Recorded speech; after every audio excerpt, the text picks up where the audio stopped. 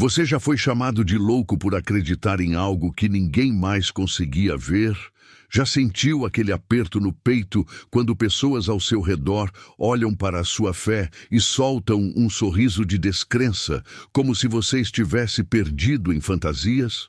Hoje quero compartilhar com você uma das histórias mais extraordinárias e menos exploradas das Escrituras. Um momento em que a fé de um homem literalmente parou o universo e como essa verdade ancestral, confirmada por descobertas históricas fascinantes, pode transformar a maneira como você encara suas próprias batalhas impossíveis.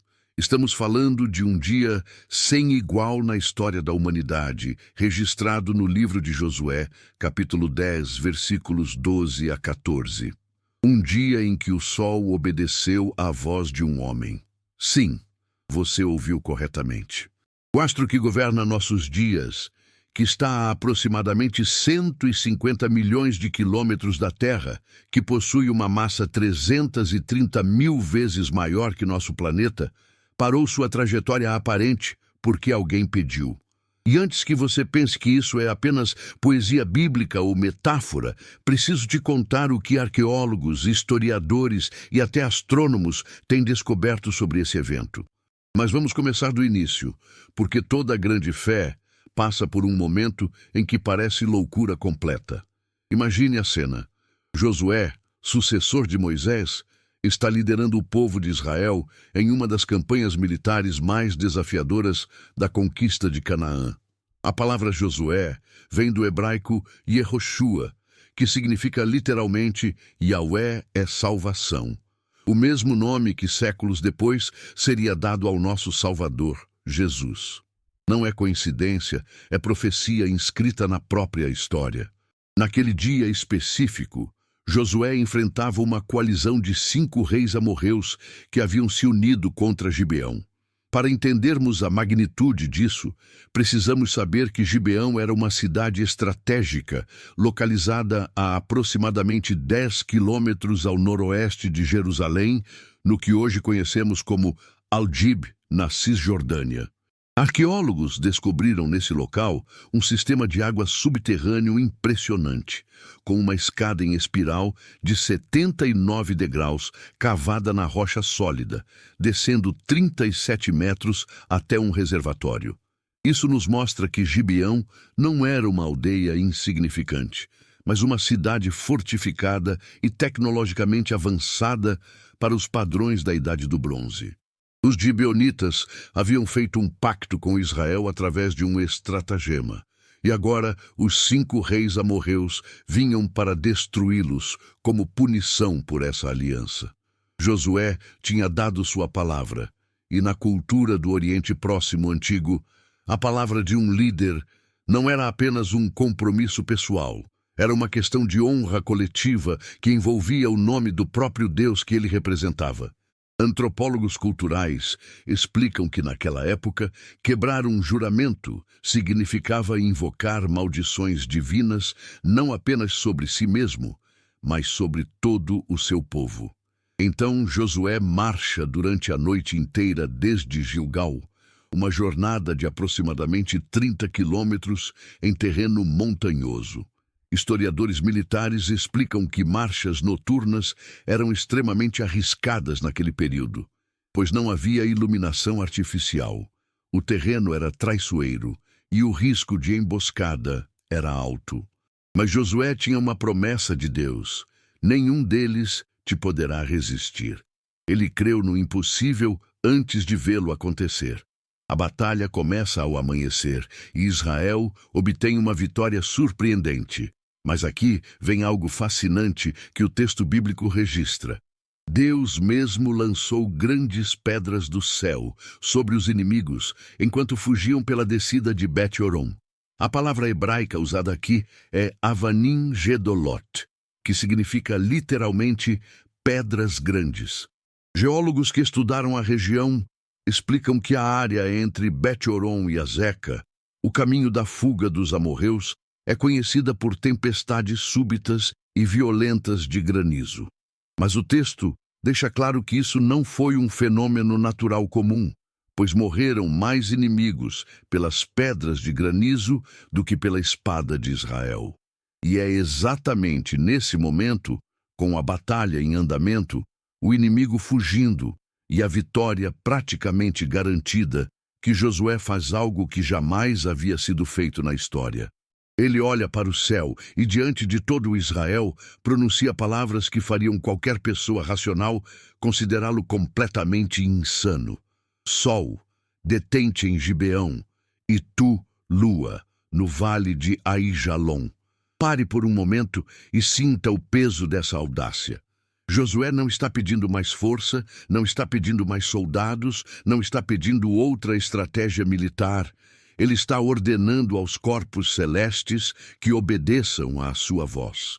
Ele está pedindo que Deus reescreva as leis da física por causa de uma batalha humana.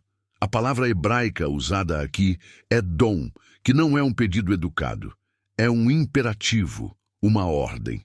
Detente vem de daman, que significa ficar imóvel, silencioso, cessar completamente o movimento.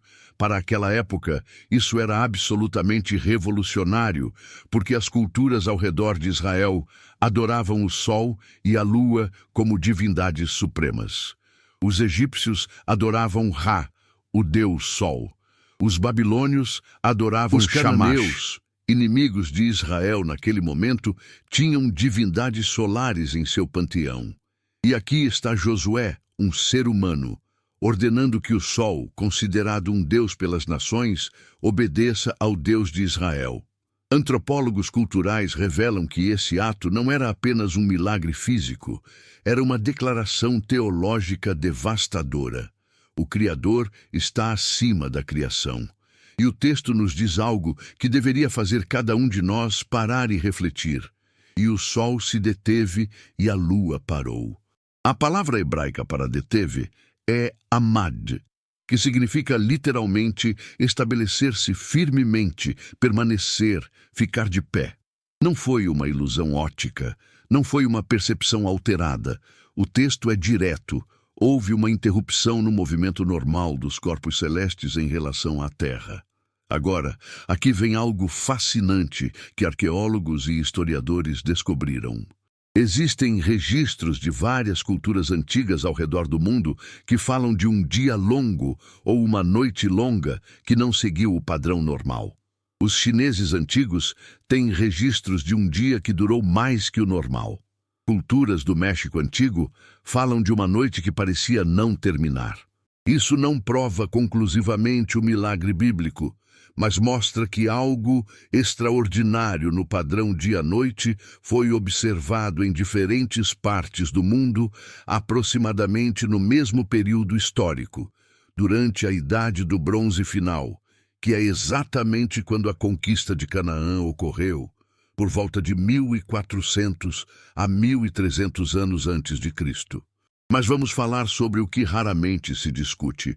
O que estava acontecendo no coração de Josué antes desse pedido impossível? Porque a Escritura nos diz que não houve dia semelhante a esse, nem antes, nem depois dele, em que o Senhor atendesse à voz de um homem. A palavra hebraica aqui é chama, que significa ouvir com atenção, obedecer, dar ouvidos. Deus ouviu e obedeceu à voz de Josué. Isso nos revela algo profundo sobre o tipo de relacionamento que Josué tinha com Deus. Vejam, amados, fé genuína não é fanatismo. Fanatismo é quando criamos nossas próprias regras e pressionamos Deus a se encaixar nelas. Fé genuína é quando conhecemos o coração de Deus tão profundamente que nossas orações se alinham com seus propósitos, mesmo quando o pedido parece impossível. Josué não estava testando Deus, ele estava cooperando com Deus. Ele viu que a vitória estava acontecendo, mas que o tempo era insuficiente. E algo dentro dele, provavelmente a mesma voz do Espírito que havia prometido vitória, o inspirou a pedir o impensável. A diferença crucial está aqui. Josué tinha passado anos aprendendo a ouvir a voz de Deus. Ele havia sido o ajudante de Moisés, o homem que entrava na tenda da congregação e não saía mesmo depois que Moisés partia. Especialistas em liderança espiritual explicam que esse tipo de intimidade não se constrói em momentos de crise, mas em décadas de disciplina silenciosa. Josué não acordou um dia e decidiu ordenar o sol. Ele chegou a esse nível de autoridade espiritual através de uma jornada longa de obediência, aprendizado e confiança progressiva. E aqui está algo que precisamos entender sobre promessas que dependem do tempo, não da pressa. Deus havia prometido a vitória, mas Josué ainda precisava lutar. Deus havia prometido a terra, mas Israel ainda precisava conquistá-la cidade por cidade. A promessa não eliminou o processo, ela garantiu o resultado. Para aquela sociedade, isso significava que a fé não era passividade. Fé era parceria ativa com Deus. Eles viviam em um contexto onde cada batalha poderia significar a extinção completa do povo. Então, confiar em Deus era literalmente uma questão de vida ou morte coletiva. Quantos de nós já experimentamos essa angústia do já criei, mas ainda não aconteceu? Você crê na cura, mas o diagnóstico continua o mesmo. Você crê na provisão, mas a conta vence amanhã. Você crê na restauração, mas o relacionamento ainda está quebrado. E nesse intervalo, entre a promessa e o cumprimento, algo interessante acontece. Pessoas começam a chamar sua fé de loucura. Imaginem Josué, antes do sol parar, olhando para o céu e gritando aquela ordem. Imaginem os soldados ao redor, cansados da marcha noturna, no meio de uma batalha sangrenta, ouvindo seu comandante falar com o sol. Certamente houve quem pensasse, ele enlouqueceu. O estresse da liderança, a responsabilidade, o peso das decisões, finalmente quebraram Josué.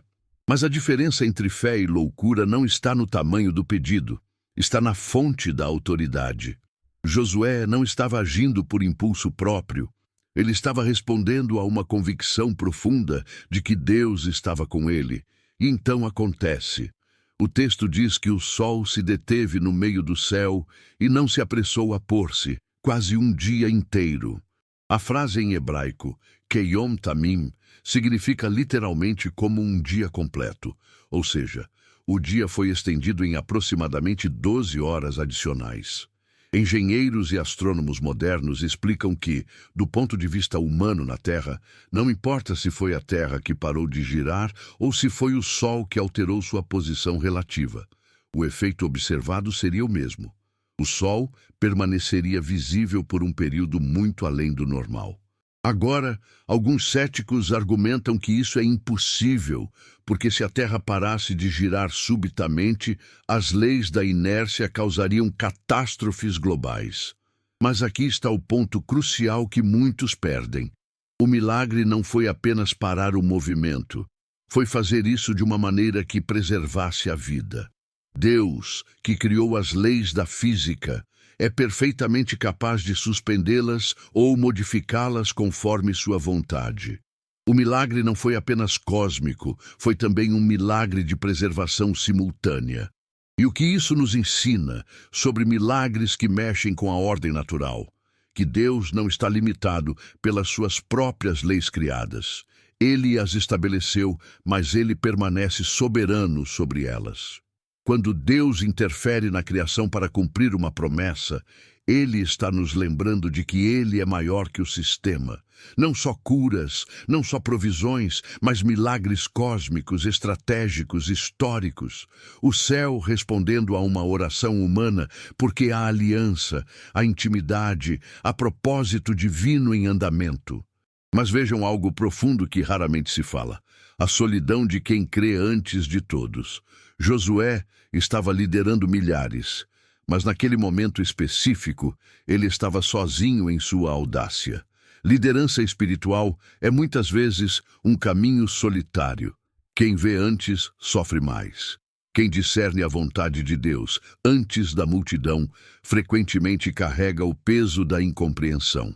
Josué tinha a responsabilidade de sustentar a fé dos outros enquanto lutava com a própria. Ele precisava parecer confiante diante do exército, mas será que ele não teve um momento de dúvida interior? Será que não houve um segundo em que ele pensou: e se eu estiver errado? E se o sol não parar? Vou parecer um tolo diante de toda a nação. Mas aqui está a diferença entre fé madura e presunção. Fé madura age mesmo com medo, porque confia em quem prometeu, não em quem pediu. Josué não estava confiando em sua própria capacidade de fazer o sol parar. Ele estava confiando na capacidade de Deus de fazer o impossível. E há uma diferença enorme entre essas duas posturas.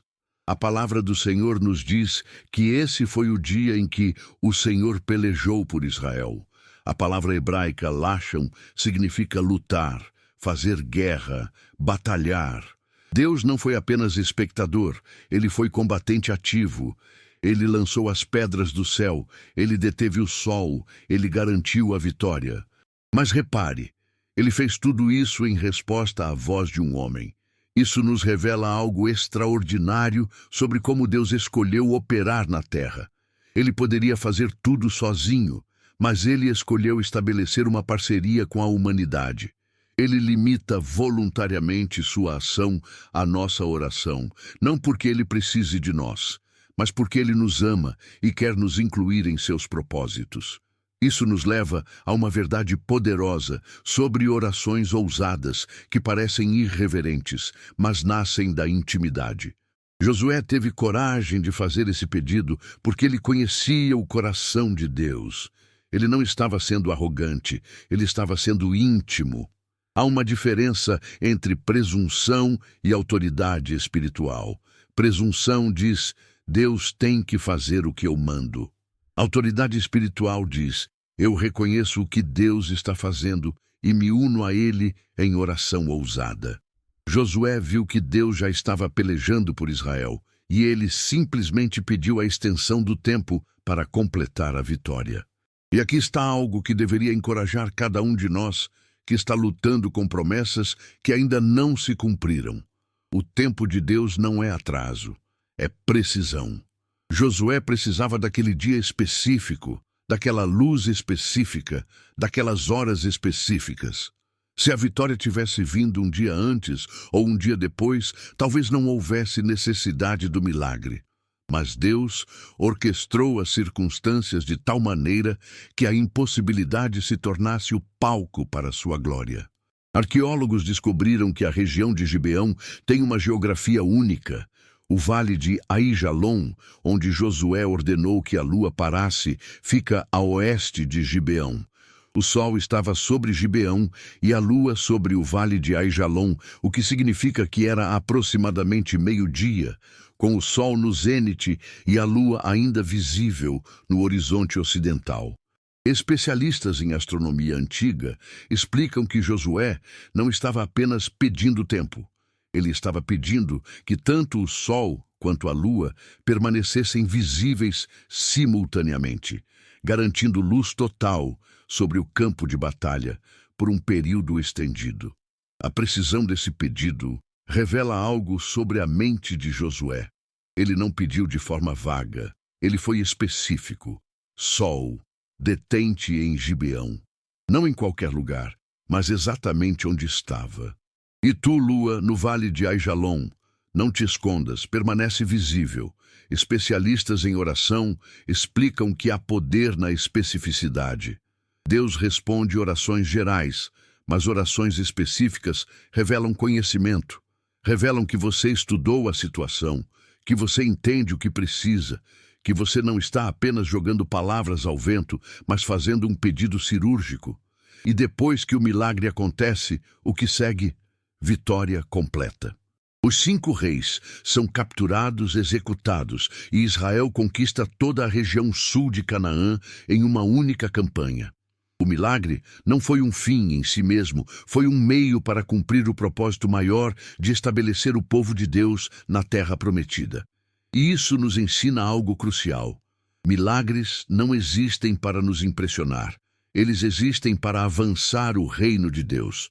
Mas há algo mais profundo aqui que precisa tocar seu coração hoje. O texto termina dizendo que não houve dia semelhante, nem antes nem depois, em que o Senhor atendesse à voz de um homem dessa forma. Por quê? Porque o contexto era único, era a conquista da terra prometida, era o estabelecimento de Israel como nação, era o cumprimento de promessas feitas a Abraão, Isaque e Jacó séculos antes. Todo aquele momento estava grávido de propósito divino. E aqui está a revelação que muda tudo, confirmada tanto pelas Escrituras quanto pela história. Você também está vivendo um momento único. Suas circunstâncias não são acidentais. Suas batalhas não são aleatórias. Deus está escrevendo uma história através da sua vida, e o capítulo atual, por mais difícil que seja, faz parte de um propósito maior. O que parece loucura hoje pode ser testemunho amanhã. O que parece atraso hoje pode ser precisão divina amanhã. Josué não sabia, quando acordou naquela manhã, que faria o pedido mais audacioso da história humana. Ele não planejou ser o homem que parou o sol. Ele simplesmente estava obedecendo, passo a passo. E quando chegou o momento, a intimidade que ele havia construído com Deus ao longo de décadas lhe deu autoridade para pedir o impossível. E se eu te dissesse que Deus está preparando você da mesma forma, cada dia de obediência silenciosa, cada momento em que você crê mesmo sem ver, cada decisão de confiar quando as circunstâncias gritam desespero, tudo isso está construindo em você a capacidade de orar orações que movem céus. Você pode não parar o sol literalmente, mas você pode ver Deus intervir de maneiras que desafiam toda a lógica humana na sua situação específica.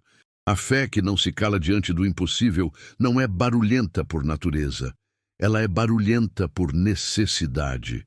Josué precisava gritar alto o suficiente para ser ouvido no meio de uma batalha. Sua fé também pode precisar se manifestar de maneiras ousadas, de maneiras que façam outros questionarem sua sanidade. Mas lembre-se, chamaram de loucura até que o sol voltou atrás e o tempo confirmou a promessa. O tempo não nega a fé, ele a revela. O que você está acreditando hoje que parece impossível? Qual é o seu sol que precisa parar? Qual é a sua batalha que precisa de intervenção divina? Eu quero te encorajar a não diminuir seus pedidos por medo do que outros vão pensar. Se Deus colocou algo no seu coração, se você tem uma convicção profunda de que Ele prometeu, então ore com a ousadia de Josué.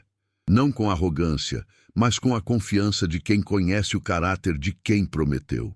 E quando chamarem você de louco, quando disserem que você está vivendo de ilusões, quando afirmarem que suas orações são grandes demais, lembre-se, houve um dia em que um homem ordenou o sol, e Deus obedeceu à voz dele. Não porque o homem era especial, mas porque o Deus que ele servia é extraordinário. Não porque a oração era perfeita, mas porque o relacionamento era profundo.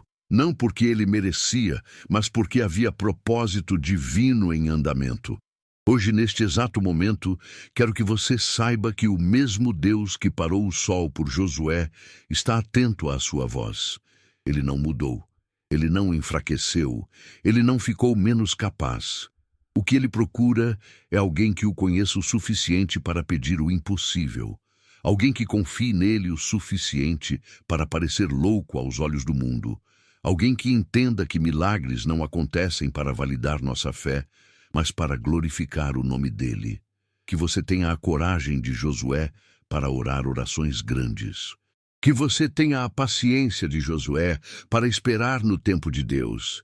Que você tenha a intimidade de Josué para reconhecer quando Deus está pelejando por você. E que você tenha a ousadia de Josué para não se calar diante do impossível, porque você serve a um Deus que governa o impossível, que comanda o universo, que ouve a voz dos seus filhos e move céus e terra para cumprir suas promessas. A graça do Senhor Jesus Cristo, que andou entre nós como Deus encarnado e que agora intercede por nós à direita do Pai, esteja sobre você. Que a paz que excede todo entendimento, aquela que vem apenas de conhecer profundamente o caráter de Deus, guarde seu coração e sua mente, que você descanse na certeza de que o mesmo Deus que foi fiel a Josué, que parou o sol para garantir vitória ao seu povo, esse mesmo Deus está comprometido com você, com sua história, com suas batalhas. Ele não falha. Ele não desiste. Ele não abandona. E quando o tempo confirmar a promessa que ele te fez, você olhará para trás e entenderá que cada dia de espera, cada momento de aparente loucura, cada crítica que você suportou, tudo fazia parte do plano perfeito dele para te levar à vitória que glorifica seu nome eternamente. Em nome de Jesus Cristo, o sol da justiça, aquele que é a luz do mundo e diante de quem todo joelho se dobrará. Amém. Toda glória, honra e louvor sejam dados a Deus Pai, agora e para sempre.